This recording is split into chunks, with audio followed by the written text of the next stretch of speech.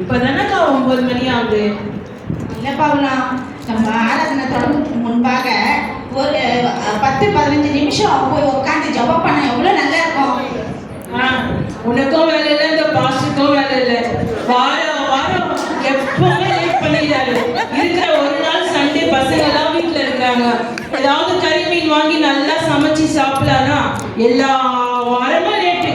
போக்கா, நான் மெசேஜ் டைம்ல தான் வருவேன். நீ வேணா சீக்கிரமா போ. சரி பவுனம். தேவன் ஆவியாய் இருக்கிறார்.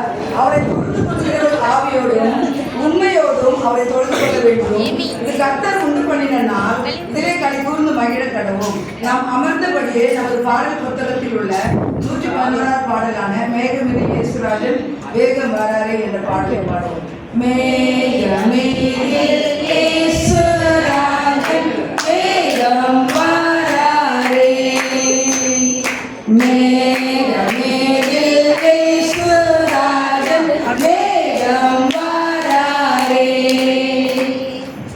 எப்போ பாரு இந்த பாஸ் இதே பாட்டு தான் பாடியிருக்காரு.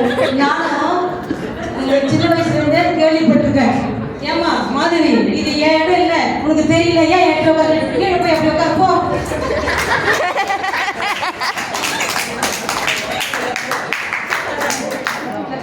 எப்படி இருக்க லதா? நல்லா இருக்கிறேன். நீங்க எப்படி இருக்கீங்க? நான் நல்லா இருக்கிறேன். தன்னைத்தான் உயர்த்துகிறவன் தாழ்த்தப்படுவான், தன்னைத்தான் தாழ்த்துகிறவன் உயர்த்தப்படுவான். சத்தம் கேட்கல, சத்தம். நல்லா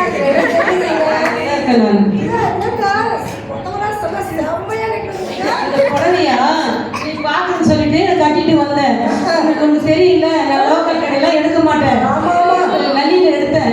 புடவை எவ்வளவு தெரியுமா? 70,000 ரூபாய். இந்த புடவை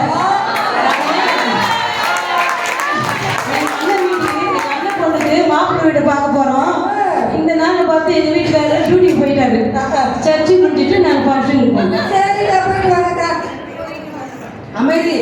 6 நாளும் நீ வேலை செய்து உன் கிரியைகளை எல்லாம் நடப்பிப்பாயாக.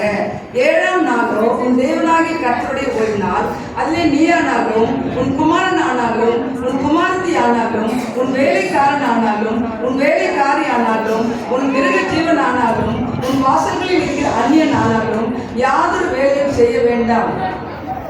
அக்கா, நாங்க கூட வெளியில போனோம்க்கா. சர்ச்சு முடிச்சுட்டு ஐயா சீக்கிரமாவே பிடிக்க மாட்டேங்கிறாருக்கா. அப்படியா? எங்க நாத்துல அன்னைக்கு 3 ஊத்துறாங்க. அதனால நாங்க கிளம்புறோம். நம்ம தான் கிறிஸ்துவாக்குறோம், அவங்க உலகத்துல தானே இருக்காங்க. நம்மளுக்கும் நாலு மக்கள் சாப்பிடல. ஐயா எப்ப முடிப்பாருன்னு தெரியல, முடிச்சுதான் ஓடிடுவோம்க்கா. அவர்கள் உலகத்துக்குரியவர்கள் ஆகையால் உலகத்துக்குரியவைகளை பேசுகிறார்கள், உலகமும் அவர்களுக்கு செவி கொடுக்கும்.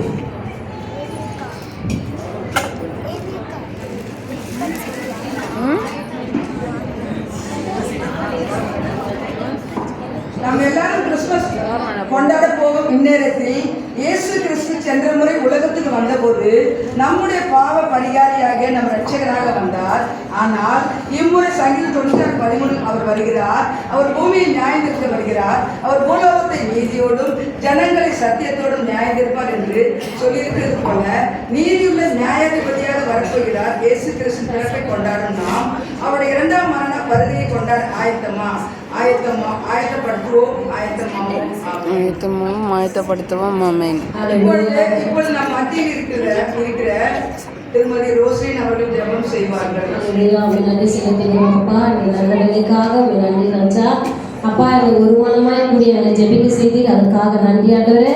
இந்த நாளிலே கேட்டு செய்தி பிரகாரம் எங்களை வழிநடத்துக இயேசுவின் நாமத்தில் ஜெபிக்கிற நல்ல தகப்பனே. நம்முடைய ஆண்டவராகிய இயேசு கிறிஸ்துவின் கிருபையும் பிதாவாகிய தேவனுடைய அன்பும் பரிசுத்த ஆவியானவருடைய ஐக்கியமும் நம் அனைவரோடும் இன்றும் என்றும் சதா காலம் இருப்பதாக. ஆமென். என் ஆத்துமாவே கர்த்தரை ஸ்தோத்திரி, என் முழுவதுமே அவருடைய பரிசுத்த நாமத்தை ஸ்தோத்திரி. என் ஆத்துமாவே கர்த்தரை ஸ்தோத்திரி, கர்த்தர் செய்த சகல உபகாரங்களையும் மறவாதே.